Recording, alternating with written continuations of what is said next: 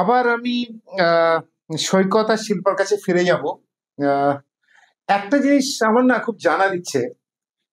যাদবপুর থেকে বলরাম বাবু একটু আগে বললেন বা তোমরাও বললে যে মফস্বল থেকে নিম্নবিত্ত, নিম্ন মধ্যবিত্ত এবং মধ্যবিত্ত পরিবারের মেধাবী ছেলেরা তারা যাদবপুরে পড়তে আসতে চায়। তারা মোটামুটি যে সাংসারিক ব্যাকগ্রাউন্ডে যে বড় হয়, তাদের এখানে সে আগুনখোর এই মাওবাদী কিংবা বাম চিন্তাধারায় এদের এত সহজে দীক্ষা হয়ে যাওয়া, আহ এটি একটু আশ্চর্য নয়। কারণ আমিও নিম্ন মধ্যবিত্ত পরিবার থেকে এসেছি। আমার বাড়িতে আমার বাবা মা আমাকে ছোটবেলায় কি শিক্ষা দিতেন আমি জানি।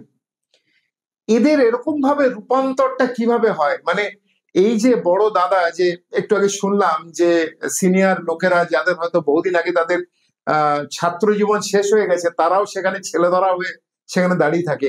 এরা এদেরকে ধরে ফেলে কি করে এত সহজে, বা এত সহজে এদের ব্রেন ওয়াশ করে কি করে? তো আমাদের যাদবপুরে যে কলেজ ইউনিটটা, মানে বিশ্ববিদ্যালয়ের যে ইউনিট আছে অখিল ভারতীয় বিদ্যার্থী পরিষদে, তো ওই দাদাদের মারফত জানা গেছে যে যে নতুন স্টুডেন্টরা আসে, তো ওই স্টুডেন্টদের প্রথমে পুজো পাঠ বন্ধ করা হয়। কেউ যদি পুজো পাঠ করে, ওই পুজো পাঠ বন্ধ করা হয়। ওদের রুমে কোনো দেবতা, ঠাকুর দেবতার ছবি রাখতে দেওয়া হয় না। এবং তারপর সিগারেট এবং মদ, গাঁজা ওইগুলো খাওয়ার উপর জোর দেওয়া হয়। এছাড়াও ওদের গোমাংস খাওয়ার জন্য জোর করা হয়। তারপর ওই যে যারা আছে, মানে বামপন্থী, তো ওই বামপন্থীরা ক্রমশ খুব টর্চার করে। এবং যে আপনারা দেখেছেন স্বপ্নদ্বীপে যে ঘটনাটা ঘটেছিল, তো ওই ঘটনায় আটকে রেখেছিল যে হোস্টেল রুমটা আছে, তো ওই রুমে আটকে রেখেছিল এবং দিনের পর দিন ওর উপর টর্চার করা হয়। তার ফলে স্বপ্নদ্বীপ সহ্য করতে না পেরে আত্মহত্যা করে। তো এইভাবেই ক্রমশ দিনের পর দিন ওদের মদ, গাঁজা, সিগারেট এগুলোর উপর জোর দেওয়া হয় এবং খুব নজরদারির মধ্যে রাখা হয় এবং খুব নোংরাভাবে র্যাগিং করা হয়। তো এভাবেই ব্রেন ওয়াশ করানো হয়, এবং যারা ব্রেন ওয়াশ হয়ে যায়, তো অনেকেই আত্মহত্যা করে। এবং যারা হয় না ব্রেন ওয়াশ, তো ওরা যদি কোনো বলতে যায় টিচারদের, তো টিচারদেরও কোনো রকম থ্রেট দেওয়া হয়। তো এইরকমই ওদের ব্রেন ওয়াশ করে আর কি। আমি আমার কিছু খুব তোমাদের বয়সী আমার কিছু ভাই বোন রয়েছে। তাদের কাছে আমি একটা অদ্ভুত জিনিস শুনেছি যে কিছু কিছু অত্যন্ত জনপ্রিয় শিক্ষক থাকেন, শিক্ষক বা শিক্ষিকা, তাদেরকে ছাত্রছাত্রীরা রোল মডেল হিসাবে সিলেক্ট করে নেয়। উনাকে দেখতে হয়তো খুব সুন্দর, উনি হয়তো পড়ান খুব ভালো, উনার হয়তো বিভিন্ন বিষয়ে অনেক জ্ঞান রয়েছে, এবং আহ, তারা আসলে এক একজন এই আহ, এই মতবাদ, এই মতধারাকে আহ, তাদের মগজ ধোলাইয়ের কাজ করেন। আমার শুনে বিশ্বাস হয়নি। কারণ শিক্ষক যারা থাকে, শিক্ষকের তার পলিটিক্যাল যে ব্যাকগ্রাউন্ডই থাকুক না কেন, তার মূল কাজ হচ্ছে সবাই তার কাছে ছাত্র। মানে কোনো ছাত্র তাকে, সে যদি বামপন্থী মতবাদে তার যদি দীক্ষা না হয়, তাহলে পরে তিনি ঠিকঠাক করে পড়াবেন না, বা যে অন্যান্য মতপন্থী তাকে তিনি অত্যাচার করবেন, তাকে পরীক্ষার খাতায় কম নাম্বার দেবেন, ফেল করিয়ে দেবেন। এটি কোনো শিক্ষকের ধর্ম নয়। আহ এইটুকুর মধ্যে তোমরা কি যাদবপুরে এর কোনো অ্যাপ্লিকেশন বা সারবত্তা দেখেছো? এরকম কি হয় কোনো সময়? আমি কারোর নাম করতে বলছি না, এটি কি দেখা গেছে কোনো সময়? হ্যাঁ, এটা দেখা গেছে। এরকম দেখা যায়। কারণ যেটা আমরা বুঝি যে এই যে কথাটা আপনি বললেন, এটা এই বামপন্থী চিন্তাভাবনা, দেশদ্রোহী চিন্তাভাবনা, এটা মানসিক ব্যাধি। সোজা কথা আমরা এটা ব্যাধি বলেই জানি। আর এই যে ভাই আমার একটু আগে বললো না যে জোর জবরদস্তি করে ছেলেদেরকে, সত্যি তো। আজকে যাদবপুর ইউনিভার্সিটিতে ইফতার পার্টি হচ্ছে, কিন্তু সরস্বতী পুজো হলে আটকায়। রামনবমীর সেদিনকেও আমরাও ছিলাম, আমিও ওখানে প্রেজেন্ট ছিলাম। সেদিন যখন রামনবমীর প্রতিষ্ঠা দিবসে আমরা ছিলাম ওখানে, অক্ষত চাল বিতরণ করছিলাম ভিতরে, বা প্রসাদ দেওয়ার জন্য চিন্তা ভাবনা করেছিলাম, দিচ্ছিলাম। ওরা জাতীয়তাবাদী ছাত্রদের উপরে টার্গেট করে এক একজনকে টার্গেট করে মেরেছে। আচ্ছা আচ্ছা। অনেকে ওখানে হসপিটালে, কেপিসি হসপিটালে ভর্তিও করা হয়েছে। আচ্ছা, তাই এটা নিয়ে যে ম্যানেজিং কমিটি বা প্রশাসনের কাছে, বিশ্ববিদ্যালয়ের প্রশাসনের কাছে তোমরা যাওনি, বা কোনো রকম কিছু সেখান থেকে তাদের সাহায্য পাওয়া যায়নি? এবার দেখুন, গেছি তো অবশ্যই, অবশ্যই আমাদের ছেলে মেয়েরা গেছে, ছাত্রছাত্রীরা গেছে জাতীয়তাবাদী, কিন্তু তারাও আতঙ্কে থাকে, হুম। তারাও আতঙ্কে থাকে। এই আতঙ্কটা কি পরীক্ষায় ফেল করার আতঙ্ক, বা তাদেরকে অন্যান্য ভাবে টার্গেটেড, তাদের উপর অ্যাকশন হওয়ার আতঙ্ক এই ম্যানেজমেন্ট কমিটি বা শিক্ষকদের কাছ থেকে? অবশ্যই। আমি ওর উত্তরটা খানিকটা নেব। হুম। এখানে একটা অদ্ভুত ঘটনা ঘটেছে। গতকালকে অরিত্র দত্তবণিক বলে একজন, আপনার নামটা খুব শুনেছেন, অভিনয় করে, এবং সে যাদবপুরে এক্স স্টুডেন্ট। তার একটা অদ্ভুত ইন্টারভিউয়ে সে কিছু কথা বলছে। কি কথা বলছে? যে যারা ওখানে পড়ান তাদের মধ্যে একটা এলিট ক্যাটাগরির মানসিকতা কাজ করে। কিরকম? আচ্ছা। যে সমস্ত স্টুডেন্টরা সিবিএসসি বোর্ড, দিল্লি থেকে আসা বা অন্যান্য বাইরে থেকে আসা, যারা ফ্লুয়েন্টলি ইংলিশ বলে বা অ্যান্সার শিট ইংলিশে লেখে, তাদের প্রতি একটা অদ্ভুত হিপোক্রেসি আর কি। এরা সাম্যবাদের কথা বলে, কিন্তু একটা elite and non elite group, আচ্ছা, এটার মধ্যে একটা অদ্ভুত হিপোক্রেসি এরা চালায়। মানে যারা বাংলায় অ্যান্সার শিট লিখছে তারা হচ্ছে জাস্ট গাধা, মানে গ্রাম থেকে আসা গাধা। আচ্ছা আচ্ছা। এবং যারা এই সমস্ত সিবিএসসি বোর্ড বা আইসিএসসি বোর্ড থেকে আসছে বা বাইরের প্রভিন্স থেকে আসছে, যাদের ইংলিশটা মেন কমিউনিকেটিং ল্যাঙ্গুয়েজ, এবং যারা অ্যান্সার শিট সমস্ত ইংলিশে করছে, তারা হচ্ছে এলিট স্টুডেন্ট। আচ্ছা। এর ফলে এই মানসিকতায় এখানকার যারা ভালো মানে ব্রিলিয়েন্ট স্টুডেন্টরাও তারা একটা ডিমোরালাইজেশনের দিকে চলে যায়। আচ্ছা আচ্ছা, বুঝতে পারছি। এর ফলটা আরেকটা জায়গায় হচ্ছে। আপনাকে কন্টিনিউয়াস যদি বলা হয়, এই বিক্রির বাচ্চা, এই ছোট লোক, আচ্ছা, এই তোর ধর্ম, এই তোর আর্থিক অবস্থা, এই তোর পড়াশোনার, তোর পরিবারের ব্যাকগ্রাউন্ডে হিউমিলিয়েট করতে করতে করতে করতে ও যে কথাটা বলছিল না, র্যাগিং সবসময় কিন্তু ফিজিক্যালি হয় না। র্যাগিং একটা মেন্টাল র্যাগিং, একটা অদ্ভুত একটা বিষয়, যেখানে মানুষকে প্রায় বাঁচার জায়গা থেকে মৃত্যুর দিকে নিয়ে চলে যাওয়া যায়। এতখানি অবস্থা তৈরি, মানুষ নিজের জীবন শেষ করে দেওয়ার অবস্থায় একদম স্প্লিট সেকেন্ডেই সেই ডিসিশন নিয়ে নেবে সেই জায়গাটায়। হ্যাঁ। ফলে এই যে স্টুডেন্টের একটা গ্রুপ, যারা ওখান থেকে পাস আউট হয়ে যাওয়ার পরে বিভিন্ন ডিভিশনে গিয়ে তাদের হায়ার স্টাডিজ করতে করতে করতে করতে দেখা গেল 35-40 বছর পর্যন্ত ওই কলেজেই রয়ে যাচ্ছে। হ্যাঁ, ইংলিশে এমএ করলো, তারপর বাংলায় এমএ করলো, তারপর সংস্কৃতে এমএ করলো, সে করে যাচ্ছে ওই কম খরচে পড়ার ইয়েতে করে যাচ্ছে। আর ওখানে ইউনিয়নবাজি করছে, তোলা তুলছে, এই সমস্ত ফরেন ফান্ডিং নিয়ে খেলা করছে, এইসব হচ্ছে। এবং তাদের একটা পার্ট কিন্তু এই প্রফেসররা পায়। আচ্ছা, এই প্রফেসররা কিন্তু পার্ট অফ দিস সিস্টেম, মানে সেই লভ্যাংশের একটা অবশ্যই একটা স্টেক হোল্ডার। এবং আর একটা মজার জিনিস, মানে এই যে বড় ভয়ঙ্কর কথা বললেন। একদম একদম।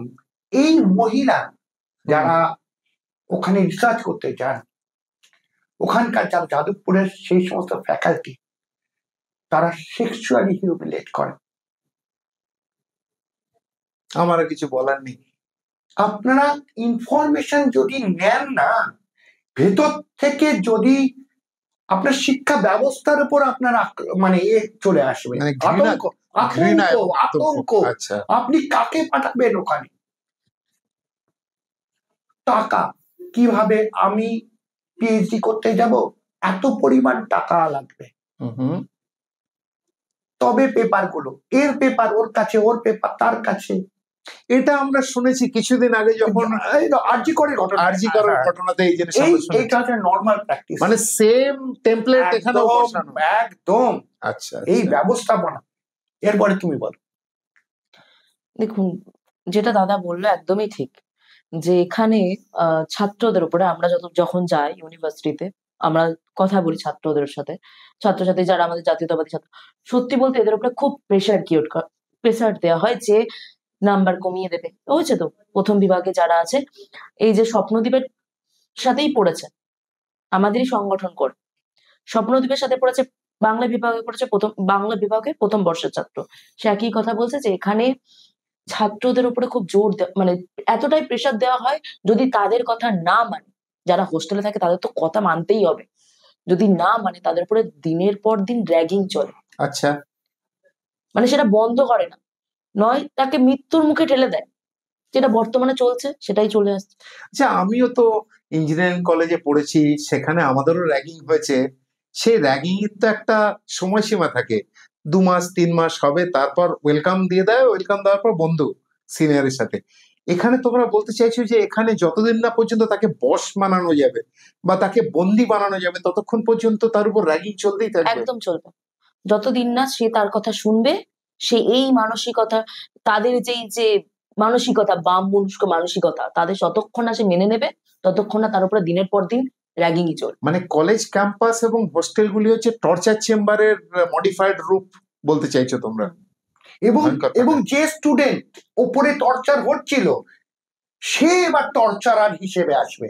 মানে ওই শাশুড়ি বৌমার গল্পের মতো আর কি। হ্যাঁ, মানে যা টর্চার করেছে, যার উপর torture, mental torture, physical torture হলো, তার মনের মধ্যে একটা আসবে, ও আমাকে মারা হচ্ছে, আমার উপর কষ্ট, আমি শোধ নেব, আমিও শোধ নেবো একদিন, আচ্ছা, আমিও সিনিয়র হব, আমি ওই সিনিয়র দাদাদের সঙ্গে মিলে যাব। এবং সেই পরম্পরা চলে সেই আসছে বছরের পরম্পরা, পর বছর। একদম। সেটা ওই আমাদের সাইকোলজিতে একটা কথা আছে যে স্টকহোম সিনড্রোম। স্টকহোম সিনড্রোম, এই স্টকহোম সিনড্রোমের একটা অদ্ভুত প্রয়োগ দেখা যায় এখানে, যেখানে অত্যাচারিত কোনো সময় মনে হয় আমার সে বড় বন্ধু, আমার একটা প্লেজার আছে, আমি অত্যাচারিত হচ্ছে, এটা আমার কাছে প্লেজার, আমি অত্যাচার করব। এরপরে আমি একটা টাইম আসবো যখন সেই দাদাদের senior হব। সঙ্গে থেকে ওই আন্দোলনের, ওই রক্তক্ষয়ী আন্দোলনের একটা ইউটোপিয়ান চিন্তা ভাবনার মধ্যে দাঁড়িয়ে থেকে আমি টর্চারিং মেশিনের মধ্যে ঢুকে যাব, আমি তখন টর্চারার। বুঝতে পেরেছি। আচ্ছা, এই যে বহুবিধ এতগুলি নেগেটিভ শুনলাম, তার মধ্যেও দেখা যাচ্ছে সারা ভারতের বিশ্ববিদ্যালয়গুলির যে র্যাঙ্কিং বেরিয়েছে, তাতে যাদবপুর প্রথম 10-এর মধ্যেই আছে, খুব সম্ভবত 7 নম্বর যদি আমি ভুল না হই 2025-এর র্যাঙ্কিং অনুযায়ী। তাহলে পরে তো এক শ্রেণীর ছাত্র রয়েছে যারা এই সব কিছুকে দূরে সরিয়ে দিয়ে তারা পড়াশোনাটাকে পড়াশোনার মতো করে তারা এগোচ্ছে।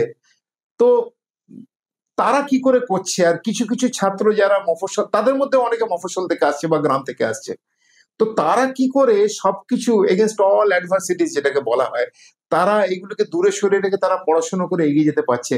কিন্তু কিছু কিছু কোমলমতি ছাত্র তারা এদের জালে ফেসে যাচ্ছে। এটির কারণটা কি?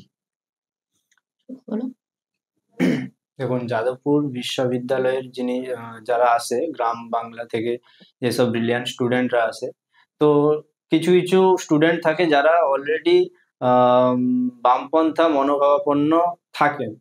তো ওনাদের সাথে যারা ইউনিয়ন করে, তো ওদের সাথে হয়ে যায়, ওদের সাথে ওরা এক হয়ে যায়। এবং অনেকজন থাকে যারা বামপন্থাদের সাপোর্ট করে না, তো তাদের উদ্দেশ্যে ওদের বামপন্থাদের যারা সাপোর্ট করে না, তো ওদের সাথে হয় না খুব একটা।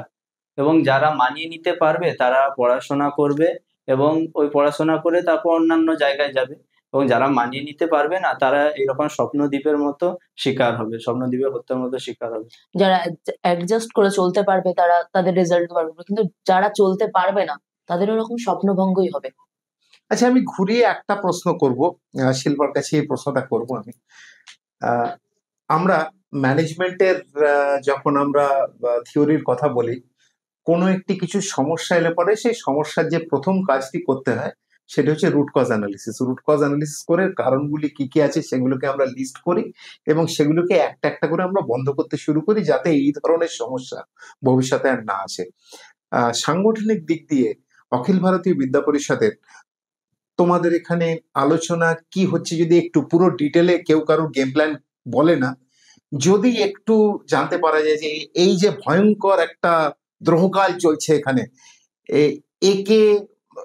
এর থেকে যারা নতুন ছাত্ররা পড়তে আসছে তাদেরকে বাঁচানো, তাদেরকে প্রোটেকশন দেওয়া, বা এই জিনিসগুলি যাতে একদম বন্ধ হয়, তার জন্য তোমরা তোমাদের সাংগঠনিক ভাবে কিরকম ভাবে ভেবেছো, কি কি করা যেতে পারে? দেখুন, যারা প্রথম বর্ষে ঢুকছে, যারা প্রথম বর্ষে অ্যাডমিশন নিচ্ছে যাদবপুর ইউনিভার্সিটিতে, তো তাদের সাথে আমাদের কি কন্ট্যাক্ট হচ্ছে। যারা আছে, এমনিও আমাদের ওখানে ইউনিট আছে যাদবপুর ইউনিভার্সিটিতে, তো তাদের সাথে আমাদের কথা চলছে যে যারা আসছে তারা কি আমাদের মানসিকতা কিনা সেটা একবার দেখছি। যদি আমাদের মানসিকতা নাও হয়, তাদেরকে এই র্যাগিং থেকে বাঁচানোর জন্য তাদের সাথে আমাদের একটাই জিনিস বারবার বলা হচ্ছে, বন্ধুত্ব করো, সম্পর্ক করো। যার ফলে তার মানসিকতা, তার উপরে যদি এমন বন্ধুত্ব করো বা তার সাথে এমন ভাবে মেশো, তার যদি ইউনিভার্সিটির মধ্যে যদি কেউ তার সাথে বাজে ব্যবহারও করে, তার সাথে যদি র্যাগিংও করতে আসে, সেটা যেন শেয়ার করে, হুম। সেটা যেন বলে।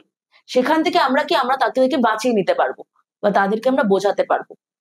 আর তাতে সে যেন কোনো রকম ভাবে তাদের যে ব্যাধিগ্রস্ত যে বাম মানসিকতা, বাম মনস্ক যে মানসিকতা, সেই জিনিসটার মধ্যে সে যাতে না ঢুকে। হুম। সে পড়াশোনা করতে এসেছে, পড়াশোনা করুক, হুম। রেজাল্ট ভালো করুক। হুম। তার জন্য আমরা বারংবার চাইছি, মানে করছি যেটা ইউনিভার্সিটির মধ্যে, যে সবার সাথে সম্পর্ক করা, বন্ধুত্ব করা, হুম। তাদের কি হেল্প লাগবে সেটার জন্য, হুম। যদি তাদের কোনো প্রবলেম হয় সেই প্রবলেমে তাদের পাশে সব সময় থাকা। আচ্ছা আচ্ছা। এই জিনিসগুলো আমরা এখানে ফলো করছি। আর ইউনিটটাকে বাড়ানোর জন্য যারা আছে, যারা নতুন আসছে, তাদেরকে আমাদের জাতীয়তাবাদী সংগঠন সম্পর্কে বলা, কারণ এখানে যে জিনিসগুলো ঘটছে, বামেদের যে জিনিসগুলো, যে কুকর্মগুলো তাদের সামনে তুলে ধরা। এবং আমাদের সাথেও তো হয়েছে এখানে অনেক কিছু, আমরা তো কোনো অন্যায় করিনি। আমাদের উপরে 2016 সালেও আমাদের কার্যকর্তার উপরে আঘাত এসেছে, 2019 সালেও এসেছে, আর 2020 সালে তো তখন প্রাক্তন রাজ্যপাল জগদীপ ধনখড়ের উপরে তো ওনাকে তো বেরি করে দেওয়া হয়েছে। তো এই জিনিসগুলো আমাদেরকে তাদের সামনে তুলে ধরা, এবং এই বামেদের এই যে দেশদ্রোহী, দেশ বিরোধী যে কাজকর্ম ইউনিভার্সিটির মধ্যে চলছে, সেই জিনিসে তারা যাতে ইনভলভ না হয়, সেই জিনিসটাও দেখার দায়িত্ব, সেই জিনিস থেকে তাদেরকে সামলে রাখার দায়িত্ব। আর সেই দেশদ্রোহী কাজকর্মকে ওই বিশ্ববিদ্যালয় থেকে উপড়ে ফেলার দায়িত্ব অখিল ভারতীয় বিদ্যার্থী পরিষদ নিয়েছে। একটু আগে সৈকত বলল যে আমরা ইলেকশন চাই, ইলেকশন হচ্ছে না বলে বহু রকম সমস্যা, বহুবিধ সমস্যা এগুলি চলে যাচ্ছে। যদি ইলেকশন হয়, আমাদেরকে শিল্পা যে জিনিসগুলি বললো, যে কাজগুলি অখিল ভারতীয় বিদ্যার্থী পরিষদ করতে যাচ্ছে বা করে চলেছে, হয়তো প্রথমে কাজ একটু কম ছিল, এখন কাজ বেড়েছে, তো এই ইলেকশন প্রসেসের মধ্যে দিয়ে এলে পরে তোমরা কি মনে করো তোমাদের এম্পাওয়ারমেন্ট আরো বাড়বে, বা কতটা তোমরা আশাবাদী এই মুহূর্তে যদি ভোট হয় তাহলে পরে? একদম। বিগত ইলেকশনে আমরা তো সেকেন্ড পজিশনেই ছিলাম, তৃণমূলকে ওখানে দেখাই যায়নি। তা আমরা যাদবপুরে খুব ভালো, আগের তুলনায় এখন খুব ভালো ফল করব এবং এগিয়ে যাব। আমি আমার শেষ প্রশ্ন করছি, এটি বলরামদার কাছে করব, এটিও একটি তাত্ত্বিক প্রশ্ন। বলরামদা, এই যারা এই বামপন্থী ছাত্র নেতা, এরা একটু আগে আমরা জানতে পেরেছি তাদের মধ্যে একটা ব্রিলিয়ান্ট ব্রেন রয়েছে, মগজটাকে যদি তারা ছাত্রাবস্থায় অন্যান্য কাজেই ব্যবহার করতো, তাহলে হয়তো যাদবপুর থেকে আরো অনেক স্কলার বেরোতো বড় বড়। তা এদের কেন এই পুরো বাম ঘরানার রাজনীতি করে এরা অধিকাংশই কেন ইউরোপ আমেরিকায় গিয়ে পুঁজিপতি দেশে গিয়ে সেটেলড হয়, এবং সেখানেও বাম আন্দোলনের ধ্বজাধারী হয়ে তারা নিয়মিত সোশ্যাল মিডিয়াতে তারা তাদের প্রচার চালাতে থাকে? এই অদ্ভুত এই মানে কন্ট্রাস্টটা কেন? এটার উত্তর অদ্ভুত একটা বাংলা বচনে আছে, ঘেঁটে বুটে দেমাল টেপটে খাই। আচ্ছা। বিষয়টা এরকম যে এরা বেসিক্যালি অ্যানার্কিস্ট। তো এটা অ্যানার্কিজমটা যেতে গেলে ওরা কি বলে, ওরা শ্রেণীশত্রু হিসেবে কাউকে দাগিয়ে দেয়, তাদের একটা কাল্পনিক একটা শত্রু তৈরি করা আছে যাকে টার্গেট করে তারা লড়াই করে, সেই হাওয়াতেই তরোয়াল চালানো। তারপর যখন তারা ম্যাচিওর হয়, ছাত্র অবস্থা থেকে সরে যায়, তাদের নিজের কেরিয়ারের জায়গাটা আসে, তখন সেই সমস্ত মানুষগুলোই ক্যাপিটালিস্ট হয়ে যায়। আচ্ছা, তারা বড় বড় কোম্পানির সিইও হতে চায়, বিভিন্ন কোম্পানির ডিরেক্টর হতে চায়, বোর্ড অফ ডিরেক্টরস হতে চায়। তারা আমেরিকা, ইউরোপিয়ান কান্ট্রিগুলোতে গিয়ে বড় বড় চাকরি পেতে চায়, সেখানকার জায়গায় চাকরি করতে করতে রিসার্চ ওয়ার্ক করতে চায়। কিন্তু সেই সমস্ত মানুষগুলোই যখন এই যে শীতের সময়, ওখানকার শীতের সময় -20, -30 টেম্পারেচার আসে, তখন এই ওখানের পরিযায়ের পাখির মতো তারা এখানে চলে আসে।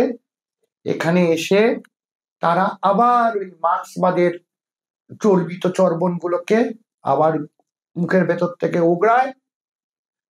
যে সমস্ত ছেলেগুলো এখানে কিছু একটা মানে বুদ্ধিমান ছেলে পড়াশোনা করার চেষ্টা করছিল, তাদের আবার অলিক কল্পনার মধ্যে ঢুকিয়ে দিয়ে তাদের মুন্ডুটা আবার চিবিয়ে খেয়ে দিয়ে আবার ঠিক শীত শেষ হলো, আবার তারা ফেরত যায়। এই আমাদের একজন নোবেল জয়ী অর্থনীতিবিদ ছিলেন, আছেন আর কি, এখনো আছেন, হ্যাঁ, সেনবাবু। আচ্ছা, তো তার কথায় কিরকম অদ্ভুত ডাইকোটমিটা দেখানোর জন্য তিনি এখানে অদ্ভুত ভাবে হিন্দু মুসলমানের ইকোনমিক ডিসব্যালেন্স দেখান। আচ্ছা, এখানে দেখান কতখানি মুসলমানদের ওপর হিন্দুরা অত্যাচার করছে, কিন্তু এনারা দেখান না যে আমেরিকায় কিভাবে আফ্রিকান আমেরিকানদের সঙ্গে আমেরিকানদের যে টাসল, ইকোনমিক টাসল, সেটা হচ্ছে। ইউরোপে দেখান না যে যে সমস্ত রিফিউজি, মুসলমান রিফিউজিরা আসছে, বিশেষ করে জার্মানি, অন্যান্য জায়গা, হল্যান্ডে, সেখানে গিয়ে আর এই সব মুসলমানেরা ওখানকার স্থানীয় খ্রিস্টান মেয়েদের উপর কিভাবে অত্যাচার করছে, বা ইংল্যান্ডের গ্রুমিং গ্যাং যে কাজটা করছে, পাকিস্তানি, বাংলাদেশি মুসলমান ছেলেরা ওখানকার স্থানীয় খ্রিস্টান মেয়েদের, ইয়ং মেয়েদের কিভাবে গ্রুমিং গ্যাং হিসেবে কাজ করছে, সেটা বলেন না। উনারা বলেন না বাংলাদেশে কিভাবে আওয়ামী লীগের ওপর অত্যাচার হচ্ছে, মৌলবাদী মুসলমানেরা কি করে করছে। আওয়ামী লীগ কেন, খালি হিন্দু সমাজে? না না, হিন্দুরা তো কাফের, আমি ছেড়ে দিলাম, আমি একদম ছেড়ে দিলাম। হিন্দুরা হিসেবের বাইরে, ওরা মারবেই, মুসলমানেরা মারবেই, এটুকু ধরে নিলাম আমি। সেখানে কি হচ্ছে, সেখানে পুলিশকে মারাটাও জায়েজ। আচ্ছা, 3000 পুলিশকে মারাটাও জায়েজ। পুলিশ সেখানে রাষ্ট্রবিরোধী হয়ে গেল, তার কারণ পুলিশ সরকারের কথা শুনেছিল। আচ্ছা, হ্যাঁ, ফলে এখানে মোহাম্মদ ইউনূস খুব ভালো মানুষ, তিনি বিরাট বড় অর্থনীতিবিদ, এই আমাদের সেনবাবুই বলেছেন। না, ওই এক নোবেল পুরস্কার বিজেতা আরেক নোবেল পুরস্কার পিঠ চুলকে দিচ্ছেন, বেসিক্যালি তো তাই, পিঠ চুলকে দিচ্ছেন। তুই আমার পিঠ চুলকে দে, আমি তোর পিঠ চুলকে দেবো। I scratch your back, you scratch my back. বিষয়টা এরকম। আসলে এরা যে একই ক্যাটাগরি, এরা যে বেসিক্যালি হিপোক্রেট। এরা যখন প্রয়োজনের স্বার্থে যে কোনো কিছু করতে পারে। এই গ্রুপটাই হচ্ছে এই লেফটিস্ট গ্রুপ। এই গ্রুপটাই এখানকার যে অ্যান্টি ন্যাশনাল যে পলিটিক্যাল গ্রুপটা কাজ করছে, এরাই হচ্ছে তারা, যারা আমেরিকায় গিয়ে বড় বড় লেকচার দেয়, হ্যাঁ, অর্থনীতির বড় বড় লেকচার দেয়, আফ্রিকায় গিয়ে কিন্তু কাজ করে না,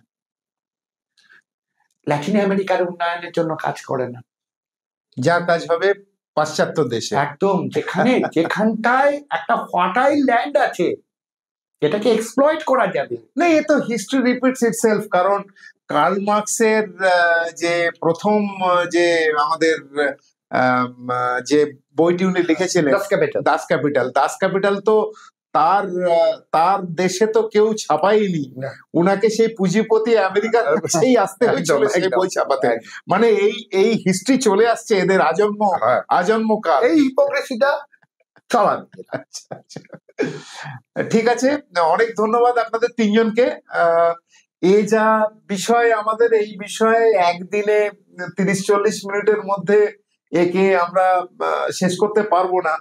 আশা করে যে ভবিষ্যতে আবার এবিভিপির যে আমাদের ভাই বোনেরা রয়েছে, কিংবা বলরাম বাবুর মতো যিনি পড়াশোনা করেন এই নিয়ে নিয়মিত, তাদেরকে পাবো।